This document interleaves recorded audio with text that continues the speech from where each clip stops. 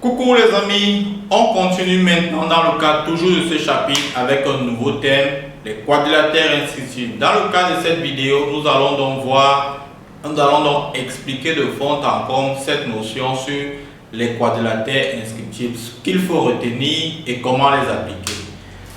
Donc, première chose que nous allons faire, c'est la définition, c'est quoi un quadrilatère. Ensuite, on va voir les types de quadrilatères et après, on va voir, une fois qu'on a vu les types de quadrilatères, on va s'attarder sur les propriétés à retenir. Les propriétés à retenir qu'on va utiliser plus tard dans la résolution des exercices.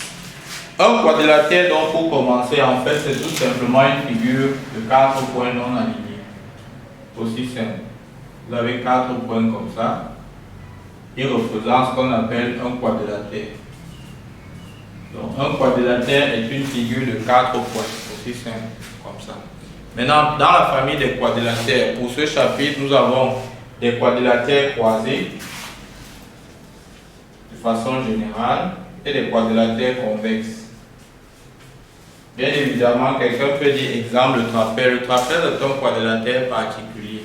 On ne va pas se tenir là-dessus. Ce qui nous intéresse dans le cadre de ce chapitre, c'est les quadrilatères croisés et les quadrilatères convexes. Quand est-ce qu'un quadrilatère est croisé? Quand est-ce qu'un quadrilatère est convexe? Un quadrilatère est convexe. Tout ça dépend du sens de lecture.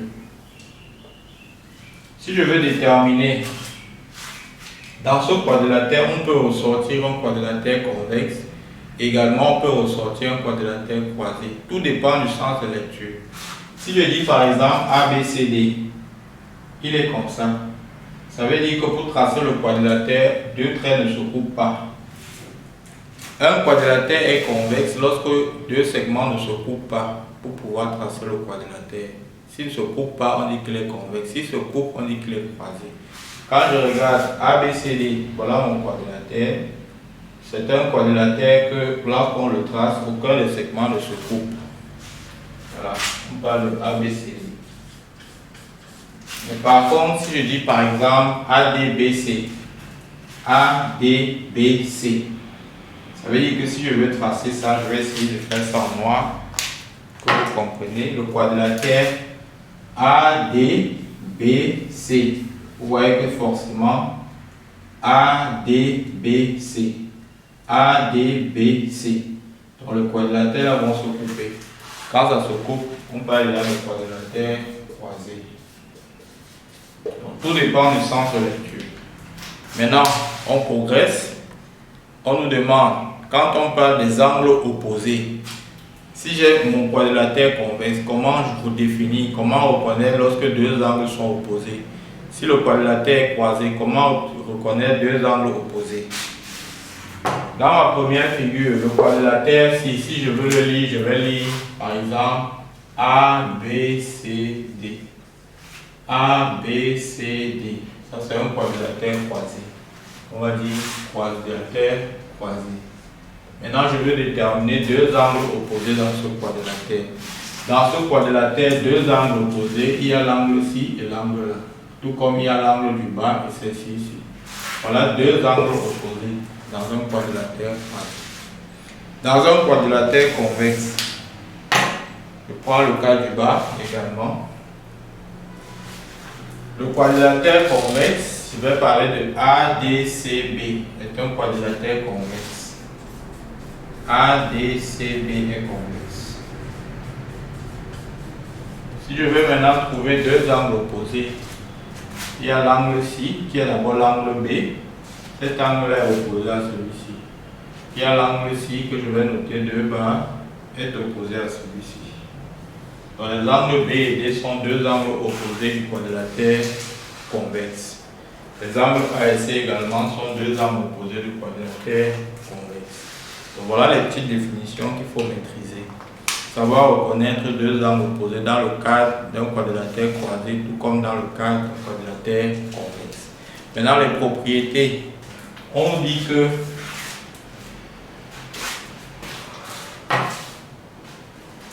un quadrilatère convexe, un quadrilatère convexe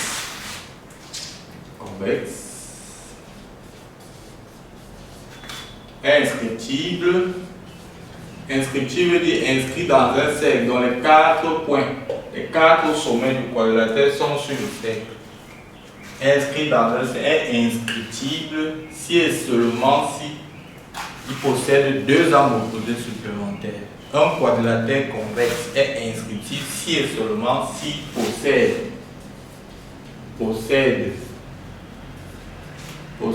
2 angles opposés supplémentaires. C'est-à-dire dont la somme donne 180 degrés.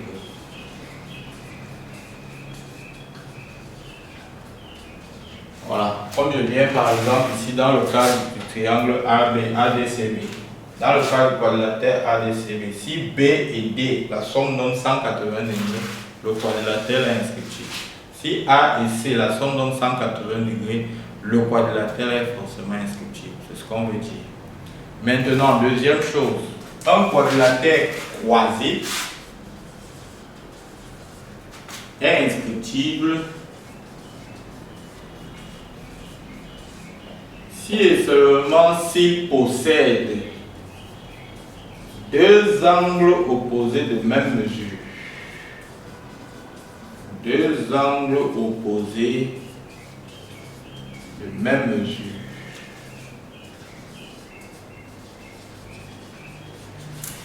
Voilà.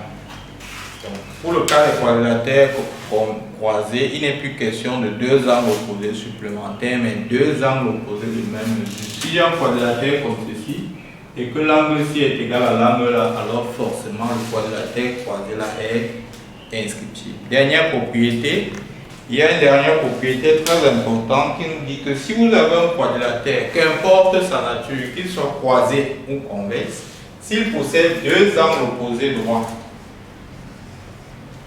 alors nécessairement ce quadrilatère est inscriptible.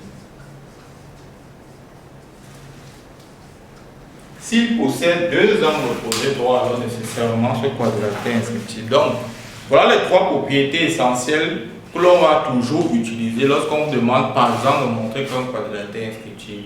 Si on vous demande cela, première chose c'est de pouvoir ressortir soit un quadrilatère convexe, ressortir ces angles opposés et justifier que ces 2 angles opposés que vous avez ressortis sont supplémentaires, soit ressortir un quadrilatère croisé, ressortir les angles opposés et justifier que les 2 angles opposés que vous avez ressortis sont de même mesure. Si c'est le cas, alors forcément il est inscriptible. La troisième chose, c'est de ressortir un quadrilatère et de voir si ce quadrilatère possède 2 angles opposés droits. Si c'est le cas, alors forcément il est inscriptible. Donc maintenant dans la pratique, vous pouvez avoir un quadrilatère convexe comme ceci. Il est là, on vous demande de montrer que ADCB est inscriptible. Quand vous regardez ADCB, vous voyez que ce quadrilatère effectivement est convexe. Mais pour pouvoir montrer qu'il est inscriptible, on se sert plutôt de la propriété des quadrilatères croisés. Donc vous partez dans ADCB, vous ressortez un quadrilatère croisé. Parce que dans tout quadrilatère convexe, on peut ressortir un quadrilatère croisé. ADCB est convexe, mais si je fais ABDC, je vais ressortir un quadrilatère croisé. ABDC, je ressors un quadrilatère croisé. Et si je ressors un quadrilatère croisé et que j'ai la chance que dans ce quadrilatère j'ai 2 angles qui sont de même mesure, opposés de même mesure, alors nécessairement le quadrilatère croisé sera inscriptible. Ça va induire que le quadrilatère convexe est aussi inscriptible. On va voir un cas comme ça pour que vous ayez la tête plus claire. Voilà donc ce que j'avais à vous proposer dans cette vidéo. Des explications. J'espère que je n'ai pas été trop rapide, que vous avez bien compris ces notions et que vous pourrez utiliser ça dans l'application des exercices. Merci pour votre attention et donnons-nous rendez-vous pour la prochaine vidéo. Bye bye.